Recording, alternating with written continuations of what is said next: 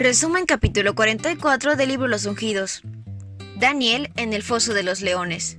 Darío el Medio procedió inmediatamente a reorganizar el gobierno. Decidió nombrar a 120 sátrapas y 3 administradores, uno de los cuales era Daniel. Estos sátrapas eran responsables de los administradores, a fin de que los intereses del rey no se vieran afectados.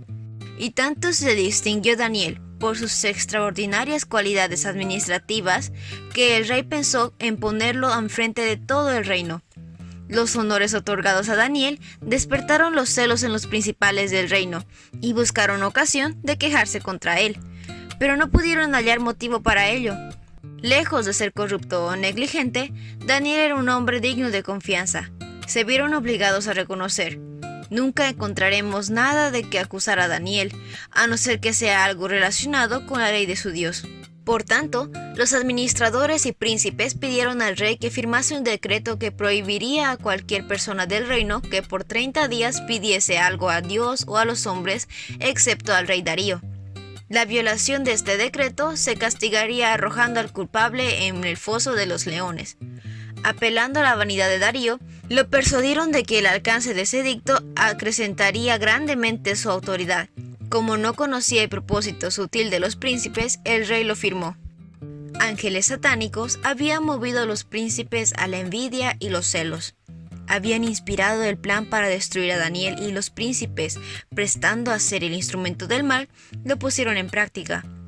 Los enemigos del profeta contaban con la firme adhesión de Daniel a los principios para que su plan tuviese éxito. Él reconoció prestamente el propósito maligno, pero no cambió su conducta. ¿Por qué dejaría de orar ahora cuando más necesitaba hacerlo?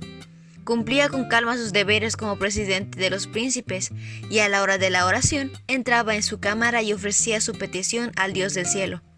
No procuraba ocultar su acto, no permitiría que quienes maquinaban su ruina pudieran ver siquiera la menor apariencia de que su relación con el cielo se hubiese cortado. Así declaró el profeta con osadía serena y humilde que ninguna potencia terrenal tiene derecho a interponerse entre el alma y Dios. Su adhesión a lo recto fue una luz que brilló en las tinieblas morales de esa corte pagana.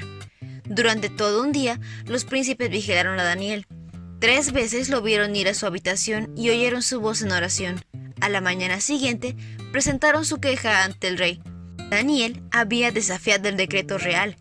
Recordaron al rey: ¿no es verdad que su majestad publicó un decreto? Según entendemos, todo el que en los próximos 30 días adore a otro dios u hombre que no sea su majestad será arrojado al foso de los leones. El decreto sigue en pie, contestó el rey. Según la ley de los medos y los persas, no puede ser derogado. Triunfalmente informaron entonces a Darío: pues Daniel, que es uno de los exiliados de Judá, no toma en cuenta a su majestad ni el decreto que ha promulgado. Todavía sigue orando a su Dios 3 veces al día. El monarca vio enseguida la trampa que él había entendido. No era el celo por la gloria ni el honor del rey, sino los celos contra Daniel lo que había motivado el decreto real. Se deprimió mucho por la parte que él había tenido en este mal proceder. Durante todo el día buscó la forma de salvarlo. Los príncipes le dijeron: no olvide su majestad que, según la ley de los medos y los persas, ningún decreto ni edicto emitido por el rey puede ser derogado. El decreto era inalterable y debía cumplirse. El rey dio entonces la orden y Daniel fue arrojado al foso de los leones. Allí el rey animaba a Daniel: que tu Dios, a quien siempre sirves, se digne de salvarte. Se puso una piedra a la entrada del foso y la selló con su propio anillo. Luego volvió a su palacio y pasó la noche sin comer. Dios permitió que hasta allí cumpliesen sus propósitos los malos ángeles y los hombres impíos, pero mediante el valor de un solo hombre que prefirió seguir la justicia, Satanás iba a quedar derrotado, y el nombre de Dios iba a ser ensalzado.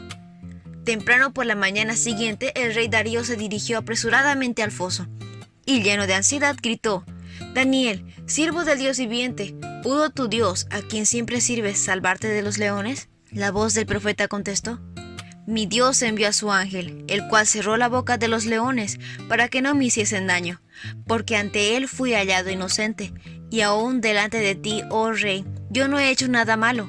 Que viva su majestad por siempre. Mi Dios envió a su ángel y le cerró la boca a los leones. No me han hecho ningún daño, porque Dios bien sabe que soy inocente. Tampoco he cometido nada malo contra su majestad».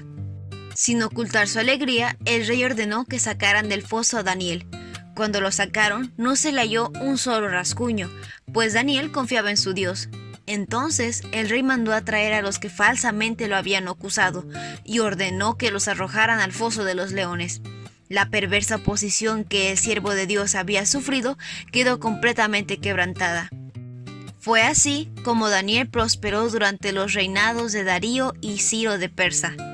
Y por estar ligados a él, esos monarcas paganos se vieron obligados a reconocer que Dios era el Dios vivo y permanece para siempre. Su reino jamás será destruido.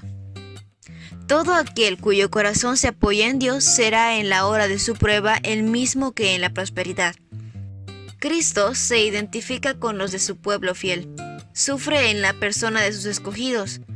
Es posible que el siervo de Dios mantenga su integridad en todas las circunstancias y triunfe por medio de la gracia divina. Aunque Daniel era hombre de iguales pasiones que las nuestras, la pluma inspirada lo describe como alguien sin defecto. Cuando las transacciones de sus negocios fueron sometidas al escrutinio más severo de sus enemigos, se comprobó que eran intachables. Fue un ejemplo de lo que todo hombre de negocios puede llegar a ser con un corazón convertido. Mientras era todavía joven, Daniel se ganó por su noble dignidad y su integridad inquebrantable el afecto y la simpatía del oficial pagano encargado de su caso. Se elevó aceleradamente al puesto del primer ministro del reino de Babilonia. Su sabiduría, su cortesía y su fidelidad a los buenos principios fueron tales que aún sus enemigos se vieron obligados a confesar que, lejos de ser corrupto o negligente, Daniel era un hombre digno de confianza. Daniel fue honrado por Dios como su embajador, y le fueron dadas muchas revelaciones de los misterios referentes a los siglos venideros. Sus admirables profecías de los capítulos 7 al 12 del libro que lleva con su nombre no fueron comprendidas plenamente ni siquiera por el profeta mismo, pero recibió la bienaventurada promesa de que en el plazo final de la historia de este mundo se le permitiría ocupar otra vez su lugar. Las profecías de Daniel exigen nuestra atención especial, puesto que se relacionan con el tiempo mismo en el que estamos viviendo. Con ellas deben vincularse las enseñanzas del último libro del Nuevo Testamento. Se ha prometido que una bendición especial acompañará el estudio de estas profecías. Los sabios lo entenderán todo.